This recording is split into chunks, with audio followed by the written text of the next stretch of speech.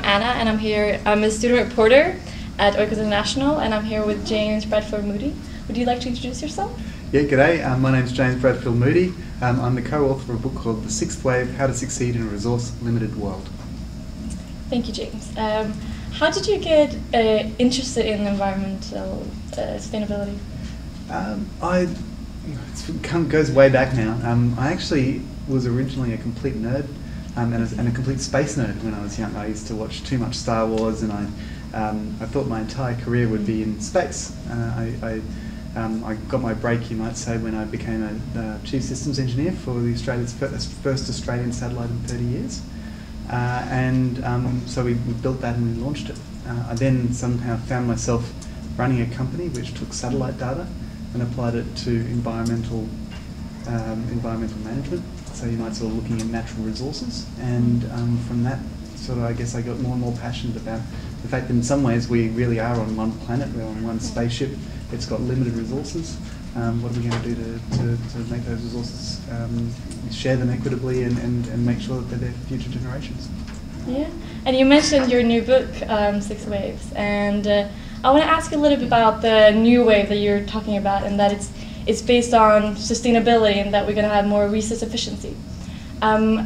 You mentioned also the fact that we're changing, part of this wave is that we're changing from actually consuming to services. Instead of actually buying products, we're going to buy services. Mm-hmm. Can you elaborate a little on that, explain exactly how will that take part, and at what levels of society do you see it? Will it be businesses that are going to drive this, or is it people, individuals, or is it on a policy-making level?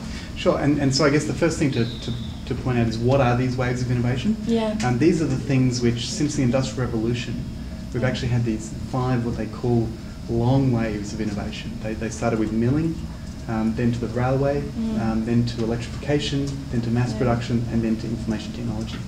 And what happens in these ways is that you get a lot of disruption, a lot of new businesses being formed, a lot of new patents, a lot of new technologies. Towards the middle of a wave, you get what they call dominant designs emerge. So this is Microsoft Windows or AC Power. And at the end of a wave, you actually end up with a global depression. And that period of global depression, and I guess the first half of the book is in some ways making the bold prediction that we are in a transition from one wave of innovation to another. Yeah. What happens when you get that transition point is that a whole lot of opportunity, you get a lot of disruption. There's a lot of challenges, a lot of very, very difficult things occur, and we're seeing that in the global economy at the moment, but at the same time you get a lot of opportunity. And one of the opportunities that seems to be changing at the moment is that really fundamental one around business models. Yeah. And what you just mentioned there was there's a very deep business model that's emerging around a business model which is more about access than ownership. Yeah. It's sometimes called collaborative consumption, it's sometimes called the shared economy, but it's really saying, we call it in the book, don't sell the service, not the product. Yeah. A good example of that is, so for example, say I wanted to sell you a dishwasher.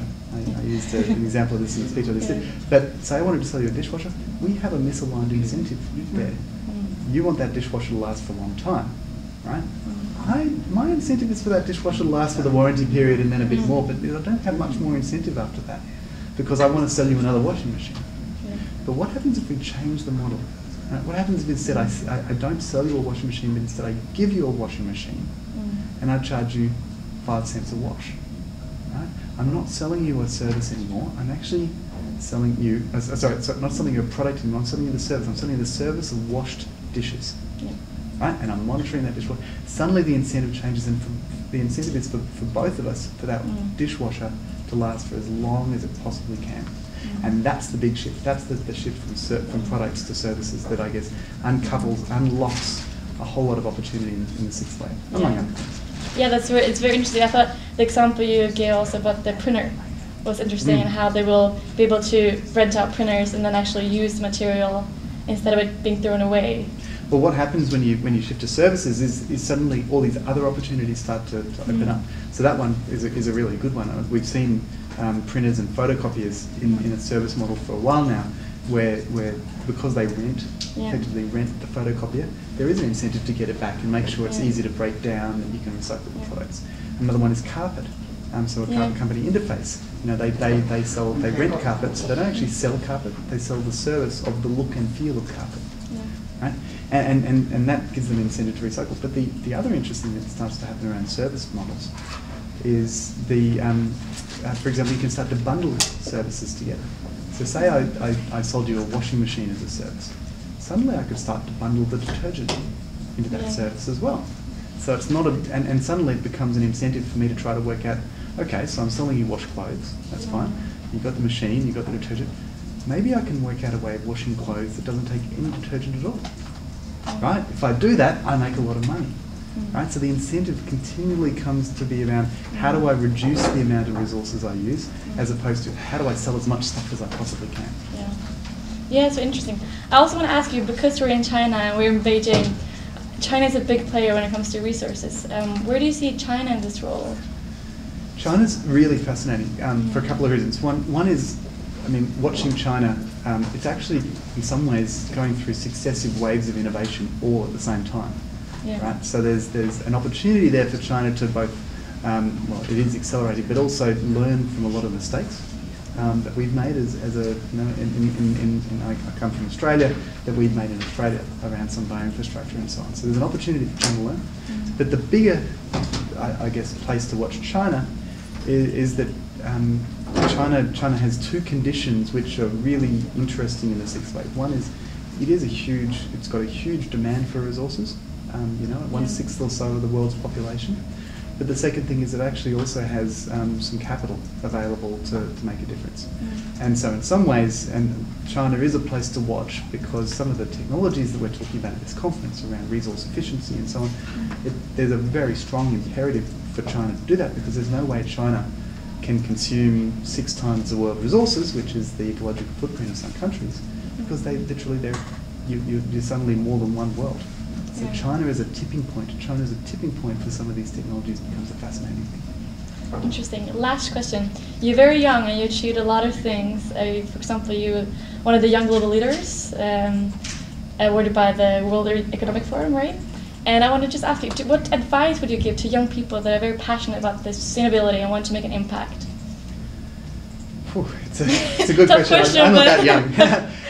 For me, I've been fortunate that I very early on found what I call a sweet spot. In fact, Bill George wrote a book called True North, and he identifies a similar sort of model. And he identifies a spot which is basically, your skills, really knowing what you're good at and understanding what you're good at, what you're not good at and what you can improve. Your passion, understanding what it is that you're really passionate about, and I guess I was fortunate to have identified that passion early, and your purpose. What do you want to achieve? And the sweet spot, I think, is when you actually are able to basically be working in your passion and to be able to achieve something in an area where you do have a set of skills. And to be honest, it takes time to think about that, and some process of iteration. It's a lot of chance, but really knowing yourself, and then I found the most important of those is passion, because the thing is, when you're passionate about something, then the universe does start to assist. You can see it in people's voices. You can, you wake up in the morning and you're enthusiastic, and that passion piece, identifying what you're passionate about, is critical. Well, thank you so much for taking your time talking to us. You're welcome.